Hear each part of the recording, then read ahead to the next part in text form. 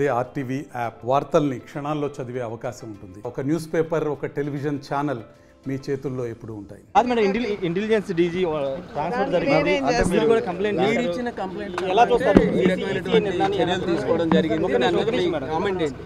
ఎవరికైనా పౌరులు అన్న వారు ఎవరికైనా కూడా అధికారం ఉంటుందండి. ఏదైనా వాళ్ళకి ఆందోళన ఉన్నట్లయితే ఎవరైతే పై అధికారులు ఉంటారో వారికి తెలియజేసేటువంటి అధికారం వాళ్ళకు ఉంటుంది. అదేవిధంగా నేను ఒక్కదాన్నే కాదు, పార్టీలు కూడా రాశాయి వారికి. వారు అన్నిటినీ క్రోడీకరించుకుని వారు బేరీజ్ వేసుకుని నిర్ణయం తీసుకున్నారు.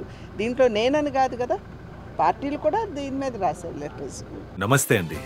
ఇది వ్యాపారం గురించి కాదు, ఓటు గురించి. ఎన్నికల్లో ఓటు వేయడం మన హక్కు మాత్రమే కాదు, కర్తవ్యం. ఎంతో మంది మహా నేతలు శ్రమించి ప్రాణత్యాగం చేసి ఈ అవకాశాన్ని మనకిప్పించారు. అందరూ ఓటు వేద్దాం. ఎందుకంటే ఓటు హక్కు ఊరికే రాదు. నా ఓటు ఎవరికో తెలుసా?